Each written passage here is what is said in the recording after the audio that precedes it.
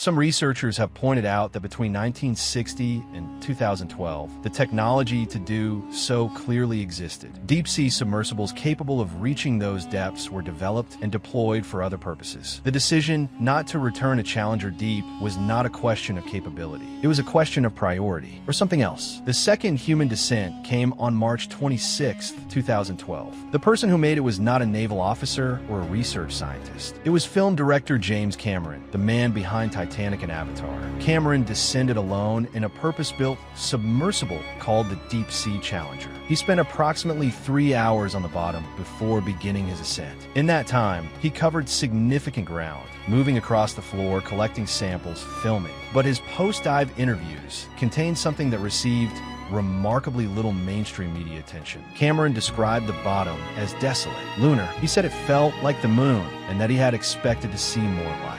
He expressed something approaching disappointment at how empty it seemed. This directly contradicted what sensors and sample collections from unmanned landers had suggested, that the Challenger deep floor was biologically rich. Cameron saw almost nothing alive during his 3 hours on the bottom. Years later, researchers would propose that the noise and disturbance from the submersible's thrusters may have driven organisms away before he arrived. But Cameron himself has noted in interviews that the visibility was strange, that there were sections of the descent and the floor time where the water itself seemed to behave differently, carrying particulates in patterns he didn't expect. He never fully elaborated on what he meant. The third and fourth descents were made by explorer Victor Vescovo in 2019 as part of the 5 Deeps expedition, a project to reach the deepest point in each of the world's 5 oceans. Vescovo descended twice, becoming the deepest diving human in history at a confirmed depth of 10,928 meters. Vescovo and his team spent far longer on the bottom than any previous mission, approximately 4 hours per dive. They conducted extensive surveys and recovered biological samples. The findings were notable for 2 reasons. First, they confirmed the presence of extraordinary microbial and small animal life, including previously unknown species of amphipods. Second, Vescovo's team discovered, and this detail was reported in specialist publications but received almost no general media coverage, that the trench floor was not flat. It was structured, complex, containing ridges, valleys, and at least one large feature that Vescovo's geologists described as resembling a collapsed depression, a concavity in the floor that suggested the underlying rock had at some point given way, as if something beneath the bottom of the trench had shifted or emptied. The team collected samples from near this feature. The results of that analysis were published in a limited circulation scientific journal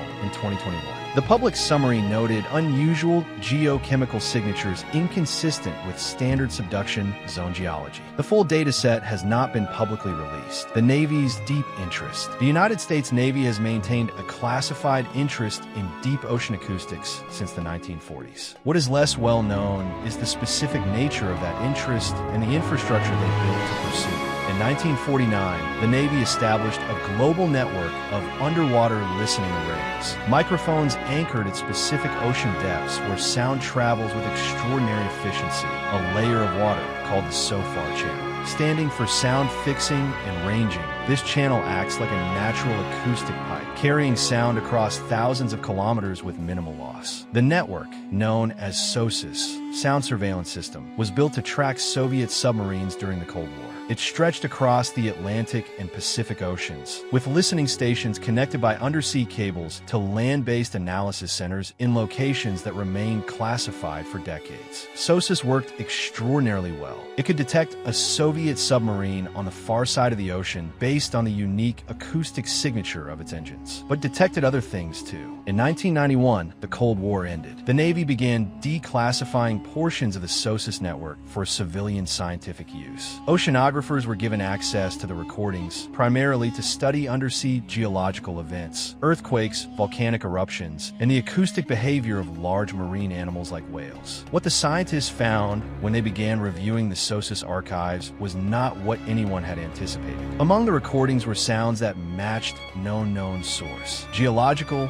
biological, or mechanical. Some of these sounds were given informal names by the researchers analyzing them. They became known by descriptive titles based on their acoustic character. The most famous of these is called the bloop. Recorded in 1997, the bloop was an extraordinarily loud, ultra-low frequency sound, the loudest biological sounding sound ever recorded in the world's oceans. It was detected simultaneously on hydrophones separated by nearly 5,000 kilometers. The signal's characteristics, its frequency range, its duration, the way it changed pitch, resembled nothing in the catalog library of known ocean sounds. The sound appeared to originate from a point in the South Pacific Ocean. When researchers plotted the approximate origin on a map, the coordinates placed it near the edge of a deep ocean trench system, within several hundred kilometers of the Mariana Trench's extended structure. The National Oceanic and Atmospheric Administration, NOAA, officially classified the bloop as likely originating from icequake activity, the sound of large ice masses cracking and calving in Antarctica. This explanation was accepted by mainstream media. Researchers who had spent years analyzing biological acoustic signatures were not satisfied with that explanation. Icequakes produce sounds of a specific character. The bloop's characteristics, particularly its frequency modulation and its amplitude, did not match known icequake profiles. The bloop has never been recorded again. In 2014, NOAA quietly updated its official explanation page for the bloop. The icequake explanation was softened. The current phrasing acknowledges that the sound most likely originated from ice activity, while noting that the specific source has never been confirmed. That word, most likely, replaced likely without announcement or press release. The bloop is one of 6 distinct, unexplained sounds recorded by the SOSUS network between 1991 and 2002 that have never been definitively explained. The others carry names like upsweep, whistle, Julia, train, and slowdown. Each has an official explanation. Each of those explanations has been challenged by the scientists who analyzed the original recordings. All of them were detected in or near deep ocean trench systems. After 2002, civilian access to SOSUS data was quietly reduced. The reason given was budgetary restructuring. Access was not fully restored. Project Azorian and what they were really looking for. In 1968, a Soviet ballistic missile submarine designated K-129 sank in the Pacific Ocean. The submarine carried nuclear warheads and cryptographic equipment. Its sinking was catastrophic from the Soviet perspective and strategically significant for the Americans, because if the submarine could be found and raised, the United States would gain access to Soviet nuclear codes and weapons technology.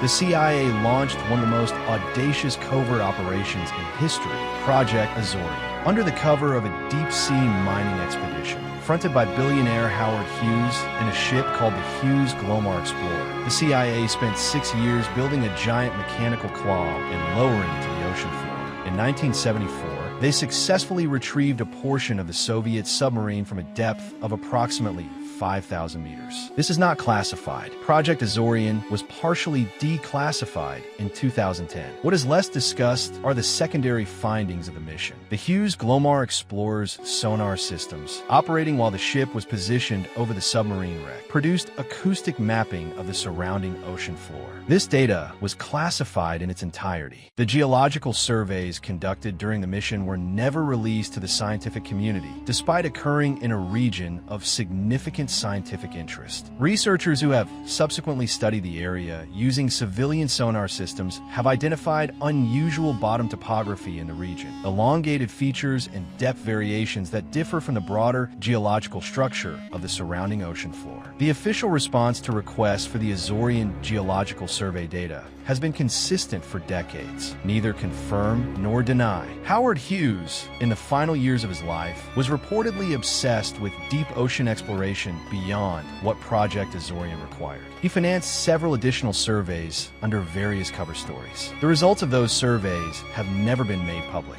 Hughes died in 1976. His estate has contested access requests from researchers on multiple occasions. What was Hughes actually looking for? And what did the CIA find on the floor of the Pacific Ocean while they were supposedly only retrieving a Soviet submarine?